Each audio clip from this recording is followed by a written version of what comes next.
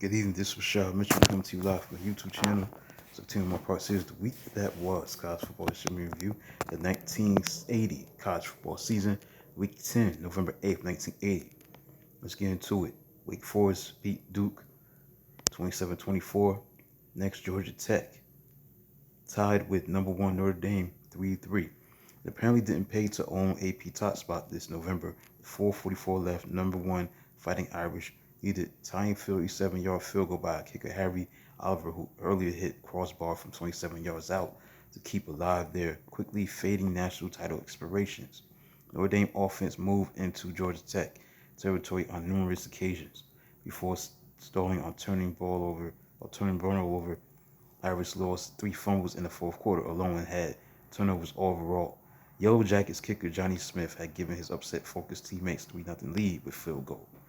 Alert, Georgia Tech safety Mark Sheffield off the interceptions and recovered Irish halfback Jim Stone's fumble on Tech's 39-yard line with 2:08 left. Stone was game-high rusher with 85 yards. Notre Dame finished 1 for 13 on third down. Yellow Jackets linebackers like Steve Mooney and Dwayne Wood each in on 13 tackles. Now, the game of the year for 1980 season college football was when Georgia, number 2 team in the country, beat number 20 Florida in Jacksonville 26-21. The world's largest outdoor cocktail party sobered up as quickly as it took wide receiver Lindsey Scott to score a last-second winning touchdown for Georgia. With 95 seconds left to play, Florida safely punted out of bounds at the Bulldogs' 8-yard line. After two plays, Georgia was on its 7-yard line, and in need of miracle, trailing 21-20 on third down, quarterback Buck Bellew called left 76 in hopes of getting first down. Gators rushed Chase Bellew to right while Scott found seam. Thanks to block by tackle Nat Hudson, Bellew had time to fire most memorable pass in Bulldogs history. Scott caught ball on Georgia 26-yard line, stumbled but then spun to elude four Gators. Once safety Tim Groves fell, Scott was gone for glory. That Scott had lost his scholarship due to shoving match with academics counselor, was benched for two recent games, was now forgotten. Florida had made its own comeback, engineered by 17-year-old freshman quarterback Wayne Peace to erase 10-point margin. Peace hit wide receiver Tyrone Young 54 yards pass to set up fullback James Jones' 11-yard touchdown run.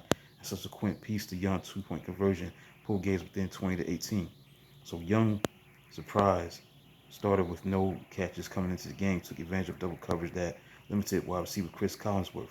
Kicker Brian Clark hit 40-yard field goal with little over 6 minutes left to give Florida a 21-20 lead. Also clipped by Scott's catch was brilliant performance by Georgia tailback Herschel Walker, who ran for 238 yards on 37 carries, including a 72-yard touchdown run on fourth play of the game. Bulls cornerback Mike Fisher contributed with two interceptions with second off tip to end game. Win in LSU's loss guaranteed Georgia a share of the SEC crown.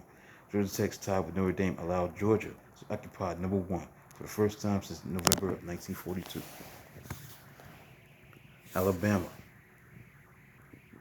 number 6 team in the country, defeated Louisiana State 28-7. Sloppy game went way of Alabama as it did better job of averting mistakes than did LSU. Crimson Tide scored on their opening possession on a 35-yard touchdown run by quarterback Ken Coley, who left game with risk injury on next series. So converting interception with help from 45-yard run by new quarterback Don Jacobs, Alabama increased lead to 14-0 on second on 2-yard touchdown run by halfback Major Ogilvy. Game's second half was particularly painful to Louisiana State as the Tigers' drive that reached Alabama's 24-yard line died on downs. Subsequent fumbles killed Vince to Bama 40-yard line, 36-yard line. Meanwhile, Alabama took advantage of Tigers' 1-yard punt to push the lead to 21-7 in the fourth quarter on Ogilvy's second touchdown run of the day. Quarterback Alan Wisher had scored sole touchdown for Tigers with 1-yard keeper in the second quarter. Next, Ohio State Buckeyes, the number 7 team in the country, defeated Illinois by a score of 49-42. Buckeyes survived score record onslaught by Illinois. Quarterback Dave Wilson simply kept pitching passes, equaling NCAA records for attempts by Chuck Hinson, SMU in 1968 with 69, completions 43 by Rich Campbell of Cal early in 1980, total plays 76 by Mike Strickland of Tulsa in 1968, Wilson passed for 621 yards to break 1977 record of 571 yards by Mark Wilson of BYU. He pitched 6 touchdowns and received standing ovation from Columbus crowd. Ohio State, meanwhile, a quarterback from Ohio State, Art Schlichter, played well too. He threw 4 touchdown passes, eclipsing Archie Griffin as Buckeyes' career total yards leader. Schlichter completed 17 of 21, 284 yards, including school record 11 straight completions in the first half. Big Ten ACA records fell 10-0. Next, you got Baylor, number 16 team in the country, and they beat the University of Arkansas 42-15. The Bears continued march to SWC crown, was the Southwest Conference crown, as tailback Albert Crombie, ran for 128 yards and 3 touchdowns. As fullback Dennis Gentry added 100 yards. Now quarterback Jay Jeffrey added passing and running touchdowns as Baylor jumped to a 35-7 halftime lead. The Hawks finally stopped string of Bears 28 straight points as safety Keith Burns recovered block punt in end zone. Arkansas managed only 116 yards rushing and losing its 3rd straight game and first in Waco since 1963. Winning clinched share of the conference crown for the Baylor. Bears.